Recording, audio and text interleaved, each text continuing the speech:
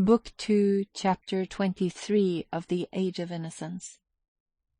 The next morning, when Archer got out of the Fall River train, he emerged upon a steaming midsummer Boston. The streets near the station were full of the smell of beer and coffee and decaying fruit, and a shirt-sleeved populace moved through them with the intimate abandon of boarders going down the passage to the bathroom. Archer found a cab and drove to the Somerset Club for breakfast. Even the fashionable quarters had the air of untidy domesticity to which no excess of heat ever degrades the European cities. Caretakers in calico lounged on the doorsteps of the wealthy, and the common looked like a pleasure ground on the morrow of a Masonic picnic. If Archer had tried to imagine Ellen Olenska in improbable scenes, he could not have called up any into which it was more difficult to fit her than this heat-prostrated and deserted Boston. He breakfasted with appetite and method, beginning with a slice of melon and studying the morning paper while he waited for his toast and scrambled eggs. A new sense of energy and activity had possessed him ever since he had announced to May the night before that he had business in Boston and should take the Fall River boat that night and go on to New York the following evening. It had always been understood that he would return to town early in the week, and when he got back from his expedition to Portsmouth, a letter from the office, which fate had conspicuously placed on a corner of the hall table, sufficed to justify his sudden change of plan. He was even ashamed of the ease with which the whole thing had been done. It reminded him for an uncomfortable moment of Lawrence Lefferts's masterly contrivances for securing his freedom. But this did not long trouble him, for he was not in an analytic mood. After breakfast he smoked a cigarette and glanced over the commercial advertiser. While he was thus engaged, 2 or 3 men he knew came in, and the usual greetings were exchanged. It was the same world, after all, though he had such a queer sense of having slipped through the meshes of time and space. He looked at his watch, and finding that it was 9:30, got up and went into the writing-room. There he wrote a few lines and ordered a messenger to take a cab to the Parker House and wait for the answer. He then sat down behind another newspaper and tried to calculate how long it would take a cab to get to the Parker House. "The lady was out, sir." He suddenly heard a waiter's voice at his elbow, and he stammered, "Out?" as if it were a word in a strange language. He got up and went into the hall. It must be a mistake. She could not be out at that hour. He flushed with anger at his own stupidity. Why had he not sent the note as soon as he arrived? He found his hat and stick and went forth into the street. The city had suddenly become as strange and vast and empty as if he were a traveller from distant lands. For a moment he stood on the doorstep hesitating. Then he decided to go to the Parker House. What if the messenger had been misinformed, and she were still there? He started to walk across the common, and on the first bench under a tree he saw her sitting. She had a grey silk sunshade over her head. How could he ever have imagined her with a pink one? As he approached, he was struck by her listless attitude. She sat there as if she had nothing else to do. He saw her drooping profile, and the knot of hair fastened low in the neck under her dark hat, and the long wrinkled glove on the hand that held the sunshade. He came a step or 2 nearer, and she turned and looked at him. "Oh," she said, and for the first time he noticed the startled look on her face, but in another moment it gave way to a slow smile of wonder and contentment. "Oh," she murmured again, on a different note, as he stood looking down at her, and without rising she made a place for him on the bench. "I'm here on business. Just got here," Archer explained, and without knowing why, he suddenly began to feign astonishment at seeing her. "But what on earth are you doing in this wilderness?" He had really no idea what he was saying. He felt as if he were shouting at her across endless distances, and she might vanish again before he could overtake her. "Oh, I'm here on business, too," she answered, turning her head toward him so that they were face to face. The words hardly reached him. He was only aware of her voice, and of the startling fact that not an echo of it had remained in his memory. He had not even remembered that it was low-pitched, with a faint roughness on the consonants. "You do your hair differently," he said, his heart beating as if he had uttered something irrevocable. Differently? No, it's only that I do it as best I can when I'm without Nastasia. "Natasha, but isn't she with you?" No, I'm alone. For 2 days it was not worth while to bring her." "You're alone? At the Parker house?" She looked at him with a flash of her old malice. "Does it strike you as dangerous?" "No, not dangerous." "But unconventional." "I see. I suppose it is." She considered a moment. "I hadn't thought of it, because I've just done something so much more unconventional." The faint tinge of irony lingered in her eyes. "I've just refused to take back a sum of money that belonged to me." Archer sprang up and moved a step or two away. She had furled her parasol and sat absently drawing patterns on the gravel. Presently he came back and stood before her. "Someone has come here to meet you?" "Yes." "With this offer?" She nodded. "And you refused, because of the conditions?" "I refused," she said after a moment. He sat down by her again. "What were the conditions?" "Oh, they were not onerous. Just to sit at the head of his table now and then." There was another interval of silence. Archer's heart had slammed itself shut in the queer way it had, and he sat vainly groping for a word. "He wants you back. At any price?" "Well, a considerable price. At least the sum is considerable for me." He paused again, beating about the question he felt he must put. "It was to meet him here that you came?" She stared, and then burst into a laugh. "Meet him? My husband? Here? At this season he's always at Cowes or Baden." "He sent someone?" "Yes." "With a letter?" She shook her head. "No, just a message. He never writes. I don't think I've had more than one letter from him." The allusion brought the color to her cheek, and it reflected itself in Archer's vivid blush. "Why does he never write?" "Why should he? What does one have secretaries for?" The young man's blush deepened. She had pronounced the word as if it had no more significance than any other in her vocabulary. For a moment it was on the tip of his tongue to ask, "Did he send his secretary, then?" But the remembrance of Count Olenski's only letter to his wife was too present to him. He paused again, and then took another plunge. "And the person?" "The emissary? The emissary," Madame Olenska rejoined, still smiling. "might, for all I care, have left already, but he has insisted on waiting till this evening, in case, on the chance." "And you came out here to think the chance over?" "I came out to get a breath of air. The hotel's too stifling. I'm taking the afternoon train back to Portsmouth." They sat silent, not looking at each other, but straight ahead at the people passing along the path. Finally she turned her eyes again to his face and said, "You're not changed." He felt like answering, "I was, till I saw you again." but instead he stood up abruptly and glanced about him at the untidy, sweltering park. "This is horrible. Why shouldn't we go out a little on the bay? There's a breeze, and it will be cooler. We might take the steamboat down to Point Arley." She glanced up at him hesitatingly, and he went on. "On a Monday morning there won't be anybody on the boat. My train doesn't leave until evening. I'm going back to New York. Why shouldn't we?" He insisted, looking down at her, and suddenly he broke out. "Haven't we done all we could?"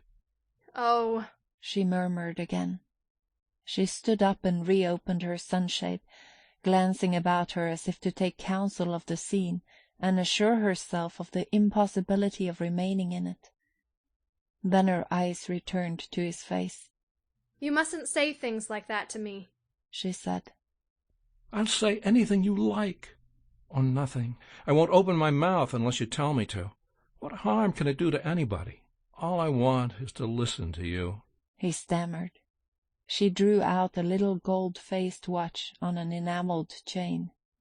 "Oh, don't calculate," he broke out. Give me the day. I want to get you away from that man. At what time was he coming? Her color rose again. At 11. Then you must come at once. You needn't be afraid if I don't come. Nor you either, if you do. I swear I only want to hear about you, to know what you've been doing. It's 100 years since we've met.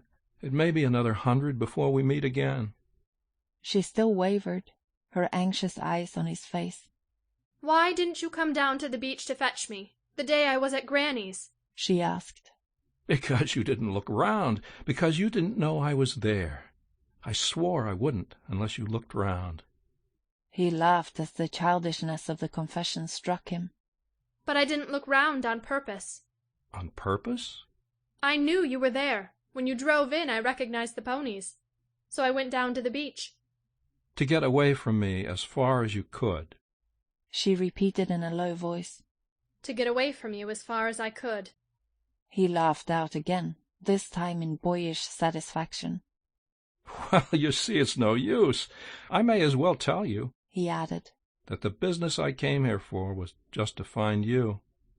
But look here, we must start or we shall miss our boat. Our boat?